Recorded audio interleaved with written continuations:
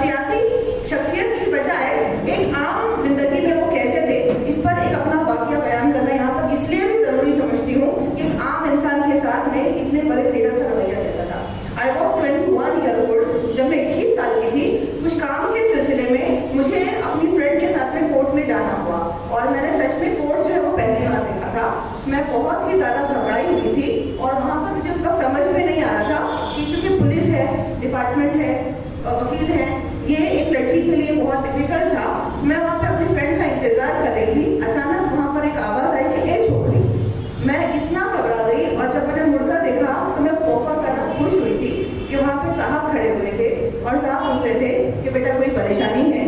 वो आदमी जो उस वक्त चुनकर आए थे, इतना बड़ा लीडर, आके पूछ रहा है एक लड़की से, ये वो मुझे नहीं जानते थे, लेकिन उन्होंने पूछा कि बेटा क्या बात है, यहाँ पे क्यों खड़ी हो, आपके साथ में कोई और नहीं है? तो मैंने कहा कि सर एक्चुअली मेरी फ्रेंड आ रही है, मेरी फ्रेंड यहाँ पर मैं उनका वेट कर रही हूँ। अचानक हमारी बात ही चल रही थी कि सर के साथ में जो उनके जो सिक्योरिटी गार्ड्स थे, जो सिक्योरिटी ऑफिसर्स थे, they are having the guns, उनके पास में बंदूकें थी, वो लेकर आके जस्ट सर के आजू बाजू में खड़े हो गए। तो मुझे उस वक्त पसीने छूटने लगे थे। मैंने इतना मतलब घबरा गई थी मैं कि मैंने बंदूक भी पहली बार ही रखी थी।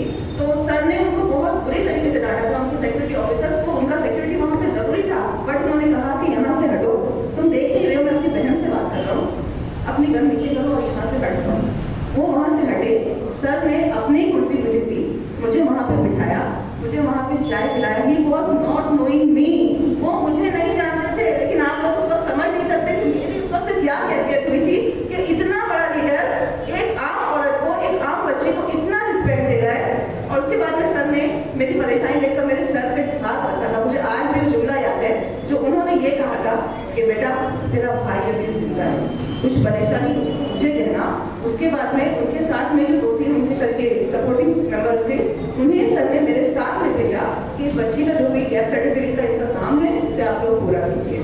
देखिए लोग चले जाते हैं, लेकिन उनकी जो बातें होती हैं, it was my first meeting. ये सर के साथ में मेरा पहला मीटिंग था, पहला एक्सपीरियंस था, डेट वॉज ऑसम। उसके बाद में आगे चलकर मैं शुरुता सुभानी बनी, मेरा एक पर्सनालिटी बना। सर से जब भी मेरी मुलाकात हुई, सर ने हमेशा बहुत इज्जत दी, बहुत एहतराम किया।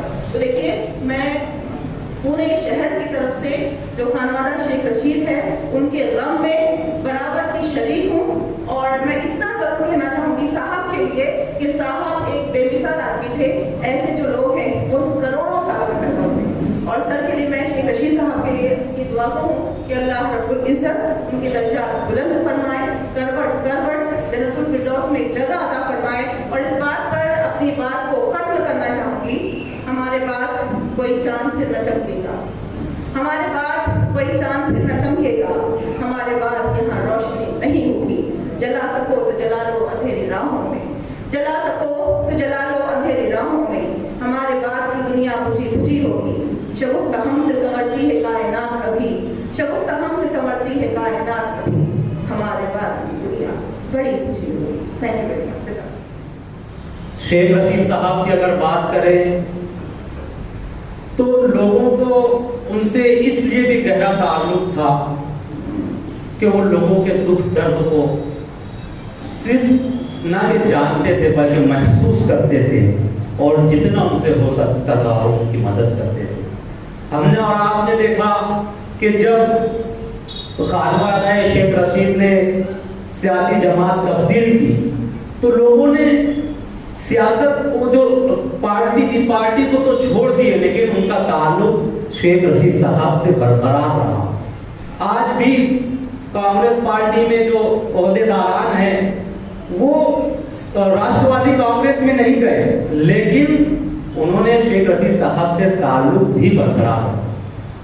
शेख रशीद साहब चूंकि बहुत नीचे से ऊपर आए थे, जिसे हम कहते हैं जीरो से हीरो बने थे, इसलिए वो गरीबों को बहुत अच्छी तरह जानते थे, वो लोगों के मसाइल को बहुत अच्छी तरह जानते थे। अगर मैं मेरी बात करूं तो मैंने कांग्रेस पार्टी की अनाउंसिंग भी की है। तो उस वक्त जब मैं अनाउंसिंग करता था, एक मरतबा मुझको शेख रशीद साहब ने बुलाया और मुझसे कुछ बातें की, फिर तालीम वगैरह के ताल्लुक से पूछा कि कहाँ तक पढ़े हो, क्या करते हो। तो मैंने बताया तो शेख रशीद साहब ने कहा था कि बेटा ये सब में कुछ नहीं रखा है, ये जुमला जो उन्होंने कहा था, वरना हर सियासी शख्स ये चाहेगा कि लोग उससे जुड़े रहे, उसके मजमे का हिस्सा बने रहे, लेकिन वो ये चाहते थे कि मेरे शहर का तालीम याफ्ता नौजवान सियासी दरबारों के चक्कर ना काटते हुए वो अपना मुस्तकबिल बनाए। ये शेख रशीद साहब की जो है खासियत थी।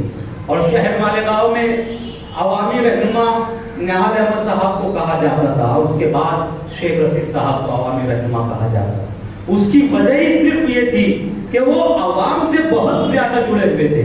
और शेख रशीद साहब ने ये रिवायत डाली कि दीगर लीडरान भी एक दूसरे के दुख दर्द में और खुशियों में, गम के मौके पर आने जाने लगे और उनसे हाल चाल पूछने लगे। यहाँ बहुत सारी बातें शुरू से लेकर अब तक हुई, मुकर्रीन ने अपने ख्यालात का इजहार किया। यहाँ पर बहुत सारे वो हजरात थे जिन्होंने सारा साल शेख रशीद साहब के साथ गुजारे, उन्होंने तमाम बातें यहाँ पेश की। मैंने बस मुख्तसरन मैं अपनी हाजिरी जो है मैंने यहाँ दर्ज कराई। मैं अपनी बात को खत्म करता हूँ कि शाम ढले हर पंछी को घर जाना पड़ता है, शाम ढले हर पंछी को घर जाना पड़ता है, कौन खुशी से मरता है मर जाना पड़ता है। हम खानवादे शेख रशीद के गम में बराबर के शरीक हैं और अल्लाह तबारक व तआला से दुआ करते हैं कि अल्लाह मरहूम की करवट करवट मग़फ़िरत फरमाए, जन्नतुल फिरदौस में आला मकाम अता फरमाए। अस्सलामु अलैकुम व रहमतुल्लाह। उनकी एक एक बात हमारे दिल को छू लेती है। ठीक है कि स्टेज अलग रहता सियासत का, वो मेरे खिलाफ बोलते थे, मैं उनके खिलाफ बोलता था, बात आज वो नहीं रहे दुनिया के अंदर। उनकी एक अच्छाई बयान करने के लिए मैं यहाँ मैं 12 तारीख को 12 अक्टूबर को मैं नासिक को जब उनके मिलने के लिए गया, हॉस्पिटल के नीचे जब इसी वजह से उनको नहीं मिलने दिया गया, डॉक्टरों ने मना किया होगा या कोई भी बात होगी। उनका 16 अक्टूबर को मुझको 3:11 के ऊपर फोन आया। मैंने जैसे ही फोन देखा, बोले हेलो राज साहब बोलो। बोले अरे एजाज तू नासिक आया तो मेरे को मिला क्यों नहीं? बोले साहब डॉक्टर लोगों ने बोले थे कि अभी नहीं मिलना है। नहीं बोले तुमने उनको बोलना था कि मैं ये शख्स हूँ।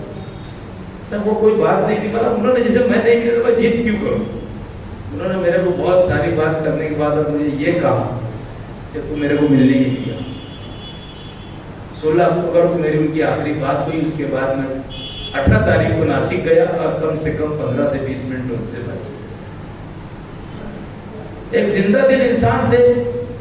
ऐसा कभी नहीं लगता था कि अगर एजाज बेग मेरा बेटे के जैसा है। मैं कभी अगर भूल मिल गए तो खंते बात रखी और धीरे से बोलने क्या बट्टे ठीक है ना।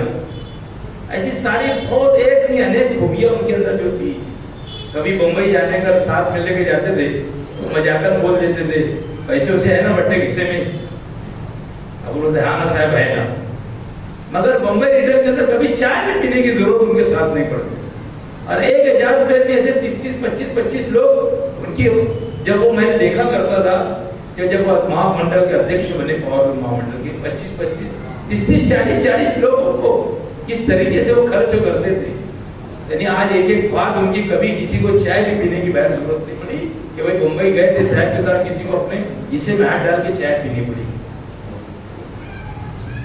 हम लोग आज उनकी अच्छाई गिनाने के लिए यहाँ खड़े हैं। अल्लाह ताला ने उनको उतनी ही जिंदगी दी थी जितनी उन्होंने आज अपने से खोज कर गए। हम एक एक चीज अगर दिमाग के अंदर लेंगे तो उनकी एक एक चीज, उनकी एक एक खूबियां हमारे जिंदगी भर मरने दम तक की उनकी एक एक खूबियां हमें याद। क्योंकि वो आदमी जो थे गुस्सा भी होते थे तो थोड़ी देर के बाद, 1-2 दिन के बाद, 4 दिन के बाद फोन करके बुलाया करते थे।